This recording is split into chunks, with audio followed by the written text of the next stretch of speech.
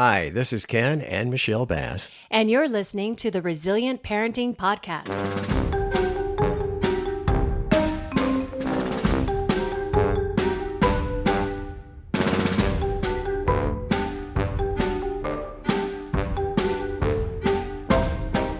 Well, for those of you not getting the video portion of our podcast, which we don't actually have one. What? I just want to apologize right off the bat for my bedhead this morning. Your hair does not move. Okay, so A strong every time wind, you're like, it does. like two strands of hair. Every morning when I put my hair on, it stays right there. No, this is all real. It's all real. Nothing fake about my hair whatsoever. Yeah, there's nothing fake about any part of you. Oh, good. Thanks for noticing. We could go places with that, but we're not going to because we're here for a different purpose. Yeah, I don't even know what we're doing at this point. Oh, we're talking about the podcast in the next episode. Oh, that's what we're doing. Yeah. Okay, you lost me for a bit there. We do have another episode on the way. We do. I'm very, very excited to get back on it because we had a week off. We've been watching soccer. Oh, we have. It's Yeah. not over yet either. is No, it? it's not. And we have that. Well, someone suggested that we get a book called Soccer for Dummies. Somehow but- we relate. Well, part of it is just because we're watching it in Spanish. And so a lot of times something will happen and both of us have no idea what happened. But the only thing we figured out yet, what this is, goal! Wait, stop. What? Goal! That's the best. That's the best. Well, our actual goal is for you to enjoy this next episode. Absolutely.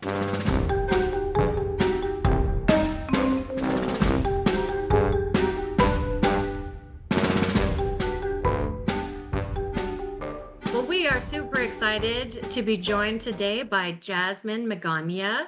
She works at the Resiliency Center of Idaho as an LMSW, a trauma-informed therapist, specializing in how attachment, culture, and lived experience shape emotional patterns and how we shift out of survival responses into more grounded living.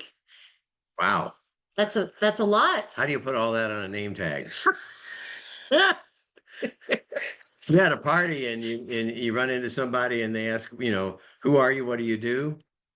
Okay, Jasmine, did I warn you about Ken? I don't know if I did, but welcome to the show. Thank you so much. So tell us a little bit about you and where at the Resiliency Center of Idaho. This should not be so hard. We are the Resiliency Podcast, after all. Yeah. Yeah, thank you so much, Michelle and Ken. And Ken, to answer your question, sometimes I just say, I just work at a flower shop and make things better. But it's a lot to explain, right? But I'm Jasmine Magana. I am a trauma-informed therapist here in Nampa. And I work in a clinic. There's 8 of us that work there. We all specialize in trauma. When you think about trauma, it's not just like the big traumas. It's not just child abuse or sexual abuse. It's really how I see it, a violation of safety and trust. So anything that falls under that umbrella, which is why I sometimes say I work at a flower shop, because that can be a lot to explain and elaborate on. We work different populations, from kids to adults, parents, teenagers, you name it. From anxiety, depression to PTSD, just try to navigate life. Like I said, there's 8 of us, and we all specialize in different, fancy word, modalities. Therapy is not just talking to one another. Some people don't like to talk. And so there's different ways to connect with your bodies and your brains where you're not necessarily just talking to a therapist. You probably heard of like EMDR or brain spotting. Those are some of the therapeutic models that we offer. That's wonderful. So tell us, Jasmine, what you have brought to us today. Yeah, Michelle, thank you. I was thinking about what do I want to share that really lands with the population of your audience, right? And I think what I came across is when it comes to my work, most of it comes down to one question: how do we heal in relationships? Right? I don't believe that healing happens in isolation. I think it happens in connection, not just with ourselves, but with the people we love, with our communities. We often think of relationships as with like our family or friends, etc. But I like to believe that we're in a relationship with everything, with nature, with food, etc. Right? So it's like, how do we heal in relationships? And today I want to talk about three different things that come up for me: culture, attachment, and community. Culture, attachment, and community. Yeah. Okay. So tell us, culture, attachment, and community, how that all comes together. Yeah, I like to start with culture, because none of us come into this world, right, like in a blank slate. Um, we come in and then there's cultural messages that we are observing and participating in, right? We learn different ways of loving, of surviving, communicating, protecting ourselves. Those patterns don't come out of nowhere. And even if we are part of the dominant culture but belong to a different culture, that also interplays, right? For example, you see it like if you're born in the United States of America and belong to the primarily white dominant culture, but you are a person of color, you're getting these different messages. So we have to think about the different backgrounds, whether it's like immigration or poverty or trauma that doesn't have a language. How does that shape us? Absolutely. I'm thinking of like, as soon as you said that, I was thinking foster care is one. And right now we have the World Cup, and I'm seeing all the different, you know, cultures and nationalities and all the different, like, just it's just a reminder that there's so many different people out there, and they come from different backgrounds and have, like you said, that cultural messaging is different. It's not just your one viewpoint. Right. And so we learn this, right? This is what we are observing in our households with our family members. That becomes our reality as children until we go out into the real world, daycare, schools, etc. And then that also affects how we show up in our functioning. And I like to think of culture being a healer, right? There's lots of traditions and beliefs that we can carry on. But there's also some things that maybe served our grandparents or our ancestors, and maybe don't serve us anymore, right? That we can decide, what do we want to keep and honor, and continue with the legacy, and what do we want to maybe part ways with. We understand how this helped our grandparents, our parents, our ancestors, but maybe it's not helping us so much in the current now, right? So without abandoning where we come from, but maybe expanding. But this all really shapes the makeup of who we are. Absolutely. And to kind of go on that, right? When we think about culture and how this helps with relationships. So you and I have different cultures, right? Maybe you and Ken have different cultures. Even if you both belong to the same race or ethnicity, you both have different upbringings. And so if I am taught to deal with stress in a certain way, and then you and I go into a relationship, and you're taught to deal with stress in another way, there could be some conflict there, right? And that's really hard. And you probably see that with parents and children or foster parents and the kids that they're taking care of. We all learn how to navigate our feelings, our emotions, life stressors in different ways, even if we don't always agree with it or are aware of it. It's like deeply ingrained and embedded in us. Yeah. So if you're raised within a certain culture and you are exposed to other cultures around you, I guess in some cases, sometimes people are almost blind to the other cultures. So what's the best way to kind of integrate all that? Yeah, I like that you said that you use the word blind, right? Because we're not blaming or shaming anyone. If this is your reality and what you're used to, maybe you don't have the awareness, and it's not necessarily intentional or malicious, right? And so to bridge that, I think about being a learner, right? Like being curious, understanding this is my reality and this is how I operate. And perhaps my good friend or this foster child that I am taking care of, that might not be their reality. And that's okay. It's not about this is better or worse. It's about understanding that we all have different makeup, and how can we be in relationship with one another. So really comes down to like curiosity. It's not division of like this is better, this is worse, or shaming ourselves or shaming others, right? I think that happens too, where we feel guilt. Yeah, and sometimes that guilt or shame can turn into avoidance. And so that's not helping anyone. So being able to be, humble, recognize what you don't know. But I think I've heard what's the saying, once you know, then what is that saying? Once you know, you can't go back, or you can't unknow once you know something. So just Sounds close. I had a really long day. I was so tired. Yeah, but constantly being willing to learn and to make mistakes, uh, consider those learning opportunities. Can you teach curiosity? Can you instill curiosity in some way for those who don't have it?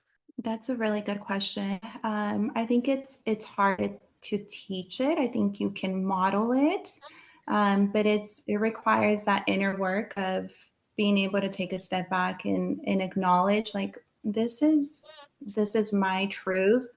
Can I make more space for other perceptions, right? So you can definitely guide someone in that, and I believe that I do that in my work. I'm always bringing up, hey, can we be curious? But curious is not like, why is this happening or why am I like Mhm, this, right? Curious is very gentle, like mhm. really wanting to understand, like, why is this happening? But before you can do that, you have to kind of acknowledge where you're at and know yourself and be okay with making space to hear other perceptions and stories. Absolutely. Something else that came to mind when you were talking about differences, like Ken and I, for instance, like he was different times because we're a little bit, there's a little bit of an age difference. And I think of like kinship providers too, just like there's just, you can look at things that you have in common, but also recognizing the differences. And so I love that. So how does this go? The next step is attachment. Yeah, and Michelle, just kind of going back to what you shared earlier about avoidance, Mm-hmm. right? When you don't know and you experience whether feelings of guilt or shame because there is this belief that you should know, especially nowadays with how much information is available. It's almost like we're expected to have all the answers and to be able to perform, etc. And that's just not sustainable. It's not human. We're not robots, right? And so you mentioned the word avoidance, right? And that does bring me to attachment, because I think once we understand where we come from, we can understand what actually builds safety and how we participate in relationships. And that's really what attachment is. So some people, they might not necessarily want to be avoidant, but that feels safe, right? If I don't know how to deal with a foster child that I'm caring for, or maybe someone that I love comes from a different culture background, and I don't know how to meet them and understand them, I might tap into avoidance. Not because I don't care to know or because I'm a bad person, etc., but because maybe that feels safe, right? Maybe if we don't address the elephant in the room, that creates safety for us. And so there's different ways that attachment also shows up in our relationships. Avoidance also can be, it just came to me of like that perfectionism that you're talking about, the Mhm. avoidance of not wanting to make a mistake. So you just don't even take a chance. And that's where you know, if you don't take that chance, and maybe step in it a little bit, but in in the understanding of wanting to connect and to attach, you're going to end up causing a void instead of a wall, which is the opposite of maybe what you're aiming for, but so worried about saying the wrong thing that you don't say anything at all, and it comes across as uninterested or unloving, and then not knowing how to get it back. Yeah, when all you're really wanting is to get it right. And so if I can be curious, right, if I can get past oh, Michelle doesn't care or is not interested, if I can get past all of that and be curious and see that you just don't want to say the wrong thing. You care about me, or you care about the people you're in relationship with. And so that's why that shows up. And for you, avoidance comes in and protects you, right? Mhm. And so who am I to shame you for that, or to ask you to tap into different attachment styles? And attachment, like culture, this Mhm. shapes you since you're firstborn, right? This comes from like your parents, your initial relationship with your caretakers, right? Your mother and your father. And so think about how that was shaped for them, and it can be passed on through generation and generation and generation, right? Like back in the day, avoidance served for men. We see it a little bit with men. We also see it with women, but I'll talk about men for a second. Avoidance helped because they had to be providers. They had to go out and work. And so it helped them survive, right? It helped them continue to go out. If you think about when we do some of the deeper inner work, that's really hard, right? Like I've been in therapy and there's times where I leave session and I'm like, I don't know if I can go back to work. I don't know if I even want to cook dinner today, right? And so avoidance has served a purpose. And in a lot of cultures, it does serve a purpose, but we can't stay there, right? So I'm not necessarily telling everyone like, hey, it's okay to like stay in avoidance. We want to be able to acknowledge and also grow from that. Mhm. And like children, you talked about perfectionism and attachment. Children aren't asking like, is my parent perfect, right? They're constantly, whether they're verbalizing or not, they're asking, am I safe with my parent, with my caretaker? Do they see me? Do they hear me? Will they come back when things get hard? Right. So they're not necessarily seeking for perfectionism, but more so that repair of like, if the parent or the child, if they have an issue, if there's conflict, can we circle back and can we ensure that that connection and that love is still there? Mhm. The three terms you mentioned that you're going to talk about, culture and attachment and community. Um, I was wondering, is community the biggest of the three there you need to talk about? Is everything get summed up within community, maybe? I don't know if it's the biggest, but I feel like that is a major key point. We've heard the term like it takes a village, Mhm. right? It takes a village to raise a child or to do life, etc. And I think it takes a village even to heal, right? To navigate life. And so, how I see it, if I was to kind of summarize it, is like culture shapes us, attachment tells us how we connect in relationship, and then community sustains us, right? So community is where we can rest, where we can find support, where we can feel loved and get our needs met. So that's why I say it plays like a major role. I don't know if I can categorize them as like the most important, but I can see it Mhm. being very important. Yeah. Yeah. So, was there more you wanted to add under attachment? Yeah, let's talk a little bit more about attachment. I know that some of the listeners are either foster parents or kinship, kin caretakers, adoptive parents, and so I think it's important to understand our own attachment style and also understand that even if a foster mom is caring for their niece, they live in a different home, and so their attachment style might be different, right? And also thinking about how culture plays a role into that. We often hear that secure attachment, which basically means this is developed when a child knows that the parent's going to respond to their needs, right? When they're infants. If the child cries or is hungry, the parent's going to meet that need. So that typically results in like a secure attachment. And let's think about secure attachment and culture. In some cultures, where it's common to have like an aunt or the grandmother or the neighbor helping care for the child, they might not develop necessarily that secure attachment with one caretaker. And that might look differently, right, as that individual grows up. And it's not because they didn't have that security in their relationship, but it looks different than what we've been taught when we think about attachment, where it's just the mom, primarily the mom and the infant, right? Or let's think about anxious attachment. Anxious attachment typically is when the child doesn't know, is mom going to feed me, take care of me when I'm crying, right? So that's anxious attachment. But sometimes with culture and race, things get labeled as anxious attachment. For example, maybe if someone struggles with like immigration status or I'll use immigration status, right? They might go and they might raise their kids and say like, hey, don't talk to strangers, or we don't share too much about what's happening at home, etc. And so the kids show up to school, and then the provider might think, well, this kid has anxious attachment. They're not wanting to talk much about what's going on at home. Something must be going on.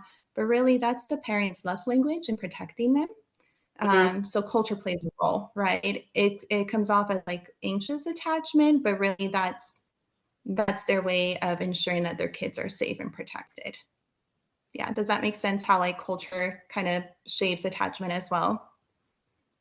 Absolutely. And I don't think it gets talked enough about. So how for, because we have a lot of professionals who listen as well.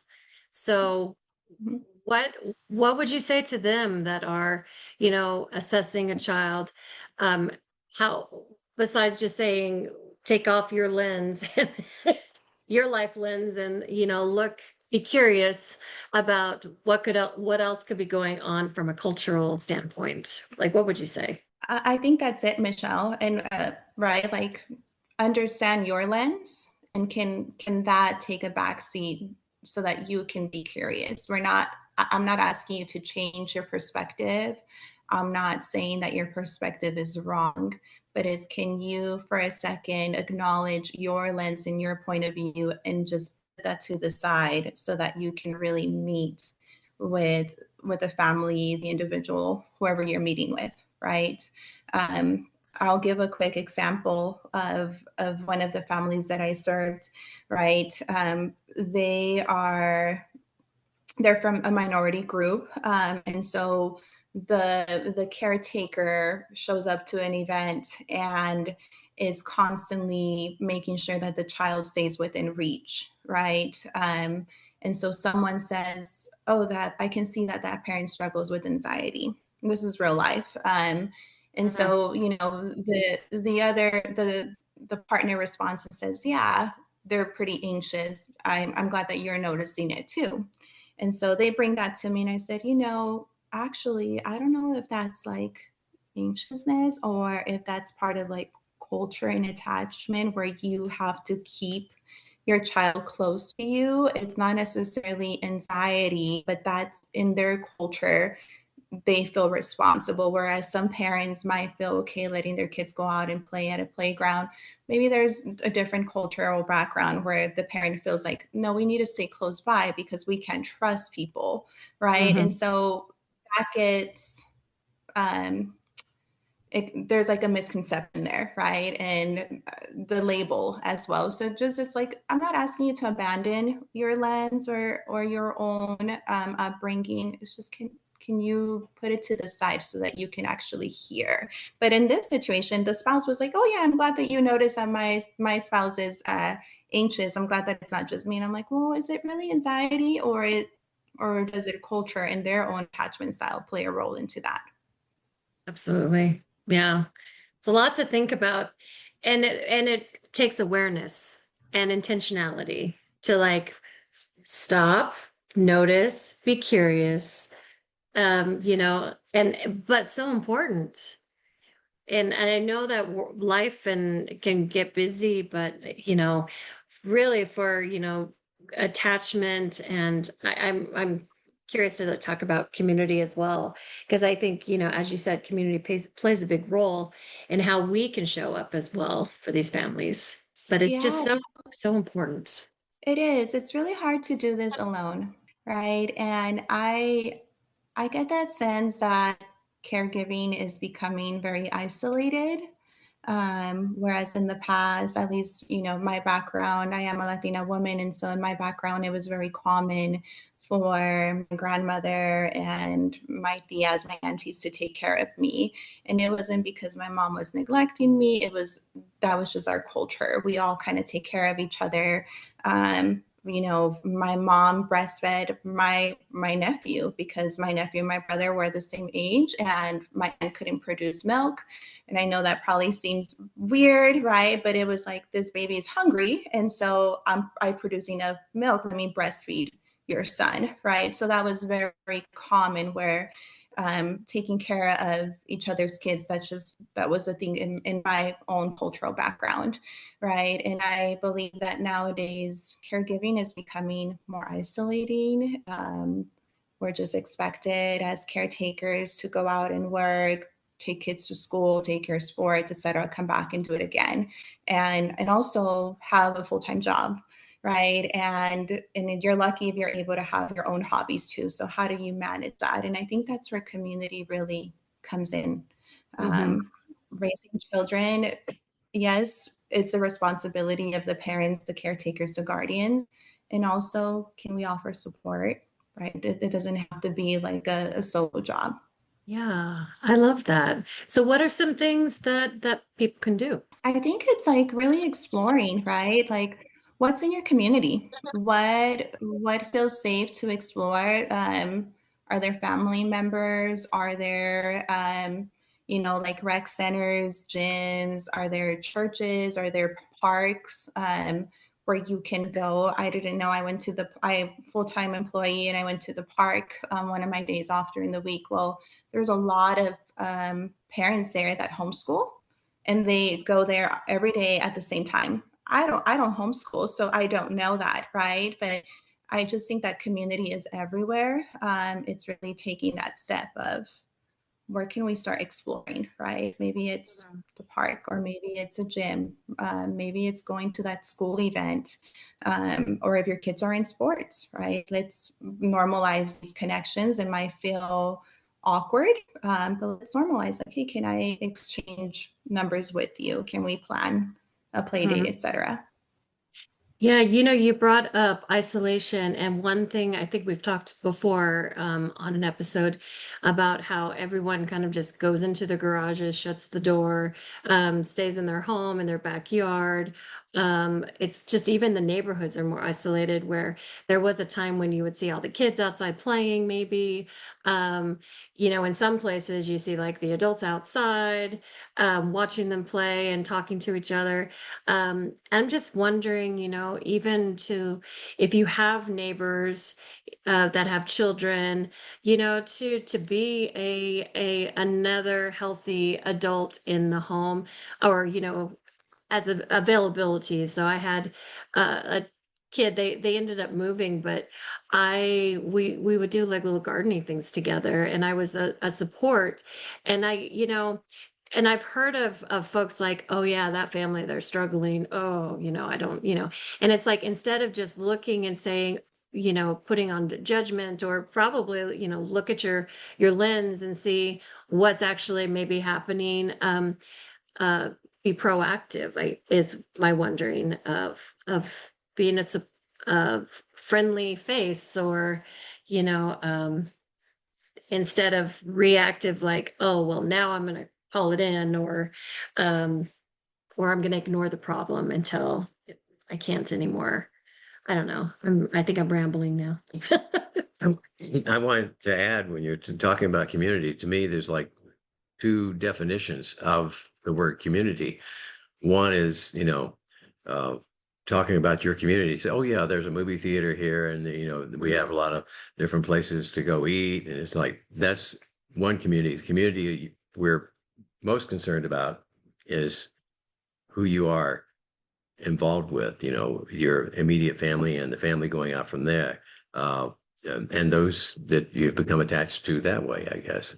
Yeah, I like that you distinguish that, right? Because community is not limited to proximity Mhm. or to our own city or neighborhood. And sometimes, as a therapist, I meet clients that are like, well, I don't know anyone. And to be honest, I'm not extroverted. I don't know that I feel okay going to the park, etc. And that's okay, right?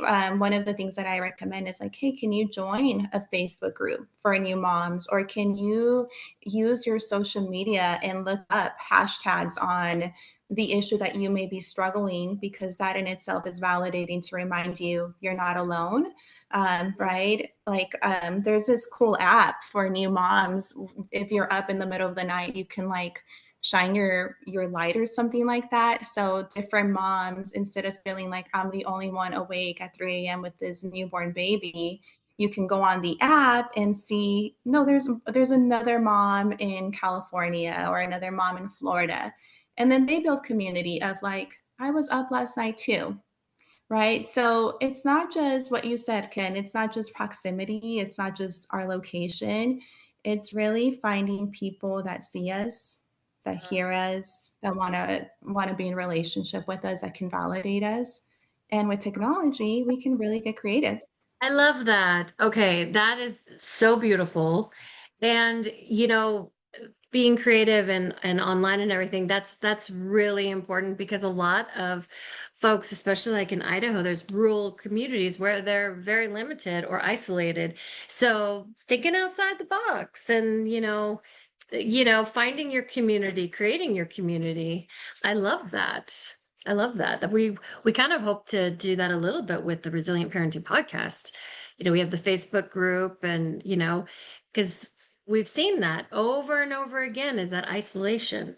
And I love that to be able to let them know they're not alone. So folks that are Yeah. listening right now, what are some things you think that they could do right now? We've talked about a few. Yeah, let's sum it up. So with culture, it would be helpful if people start thinking about where do we come from, right? Like what shaped us, what's our initial makeup and our attachment, how do we connect, right? Because if I can acknowledge how I connect, I can start paying attention to how others connect, and be able to build relationship. Oh, this person becomes more avoidant. It's not because they don't care. It's that's what makes them feel safe. Can I gently name that? And can we still be in a relationship, right? And then community, right? When it gets really hard to practice self-care, collective or community care, that's where it's at, right? Sometimes we expect people to like, well, practice self-care, journal, go to therapy, etc. But what if that feels too hard? Or what if you're doing those things and you still feel alone? That's where collective care or community care comes in, right? Where you can shine your light to that mom in another different state, or go to this park with other parents, and just share some of your struggles, and just a reminder that healing does happen in relationship. Absolutely. Well, thank you so much for coming on today. We really appreciate it. And there's a lot of really great information here. And I recognize these are heavy things, right? So it's just a quick introduction. We can dissect more, but just a quick introduction. Absolutely. How do people reach out to her? Yeah, so if people want to learn more or they want to come see you or any of your fabulous therapists, how can they get a hold of you? Yes, you can find us at Resiliency Center of Idaho on Instagram. And we also have our website is resiliencyidaho.com. And you have a Boise location and a Nampa location currently. We do. We do. Okay. And we accept most insurances. And there's 8 different providers. So there's a fit for everyone. Wonderful. And I'll make sure to put all those links in the show notes, so that you can just go straight to the show note and click on it, and then you will you will find the Resiliency Center of Idaho. Well, thank you so much, Jasmine. And we hope to have you on again. Thank you both. Thank you.